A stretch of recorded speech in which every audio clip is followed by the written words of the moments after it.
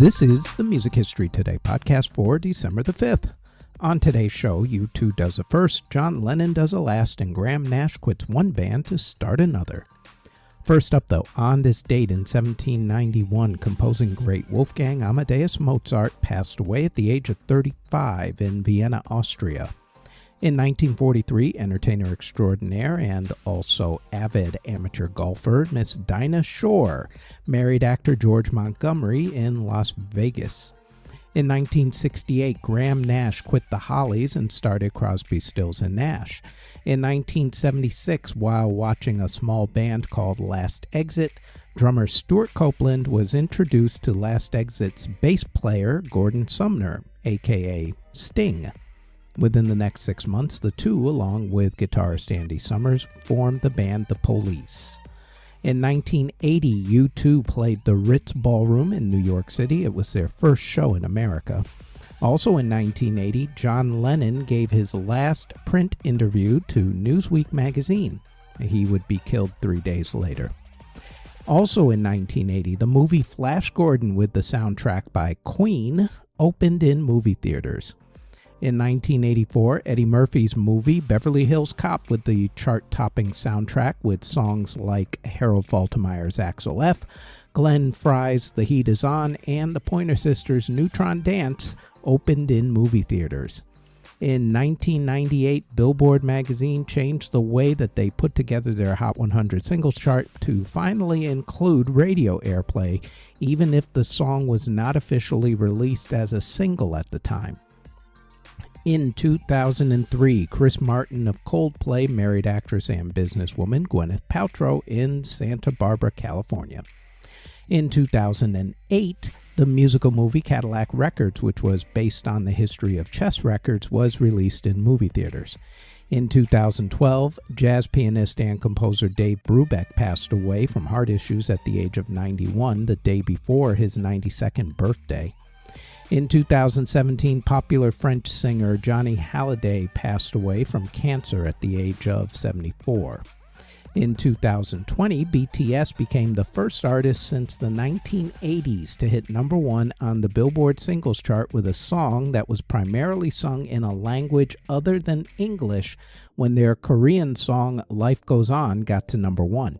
The last song to do it was Falco's 1980s classic Rock Me Amadeus, which was mainly sung in German. And if you're thinking that Psy's Gangnam Style hit number one, it didn't. It actually topped out at number 2. In 2023, Denny Lane of the Moody Blues from 1964 to 1966 passed away from lung cancer at the age of 79. In award ceremonies that were held on December the 5th, in 2000, the Dixie Chicks, of course now known as the Chicks, and Destiny's Child were among the winners at the Billboard Music Awards. In 2004, Elton John was among those who received a Kennedy Center honor. In 2013, Thalia received her star on the Hollywood Walk of Fame. In 2021, the Kennedy Center honors went to, among others, Joni Mitchell, Bette Midler, opera singer Justino Diaz, and former Motown Records executive Berry Gordy Jr. And in 2023, Taylor Swift was named Time Magazine's Person of the Year, becoming the second musician and the first female musician to earn the honor. Bono was the first musician to get the award back in 2005 for his humanitarian work. Albums that were released on December the 5th include in 1969 when the Rolling Stones released Let It Bleed, but only in the UK on that date.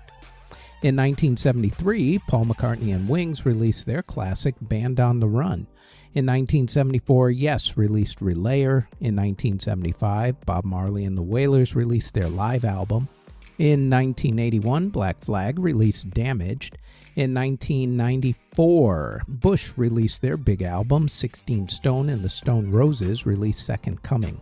In 1995, Immature released We Got It. In 2000, the soundtrack to the movie Oh Brother, Where Art Thou came out. That soundtrack ended up winning the Grammy Award for Album of the Year, actually, the next year, if memory serves. And in 2006, Frank Zappa released the Mofo Project Object. Singles that were released on December the 5th include in 1969 when Badfinger released the song Come and Get It, but only in the UK on that date. In 1995, Everclear released Santa Monica, Watch the World Die. Great song, by the way. And in 2005, the Rolling Stones released Rain Fall Down. Before we continue, we'd like to tell you that we've started Season 2 of the Music History In-Depth podcast, where we go more in-depth on some of the events that we mention on this particular podcast. The Music History In-Depth podcast drops every Tuesday on this podcast network. Now, back to the Music History Today podcast. Artists who were born on December the 5th include the architect of rock and roll Hall of Famer himself, Little Richard. Also, singer J.J. Cale, bluesman Sonny Boy Williamson, Glenn Graham of Blind Melon, Johnny Resnick of the Goo Goo Dolls, Jack Russell of Great White, Jim Messina of Loggins and Messina, singer-songwriter Andy Kim, Eddie Serrato of and the Mysterians, Chad Mitchell of the Chad Mitchell Trio, songwriter Don Robertson, gospel singer James Cleveland, opera tenor Jose Carreras, Kim Simmons of Savoy Brown, Les Neems of Haircut 100, reggae musician Wayne Smith, and Renee Schumann of the group The Schumanns. Artists who unfortunately passed away on December the 5th, other than the ones mentioned earlier, include violinist Johann Fasch, instrument maker Luis Poinsot, singer and actor Jorge Negrete, jazz trumpet player Kenny Dorham, jazz musician Rahsaan Kirk, songwriter Carmal Taylor, Fat Larry James of Fat Larry's Band, conductor John Pritchard, Doug Hopkins of the Gin Blossoms, musician Peter Hall, country music singer Wilf Carter, double bassist Darvell Shaw, singer Danny Williams, the conductor of the Orchestra Sinfónica Nacional from 1954 to 1972, Mr. Luis de la Fuente. Film composer Manuel de Sica, steel guitarist Buddy Merrill, and John Miles of the John Miles Band and also the Alan Parsons Project. Next on the Music History Today podcast, it is December the 6th when in 1969 the Altamont Music Festival takes place with an awful lot of tragedy.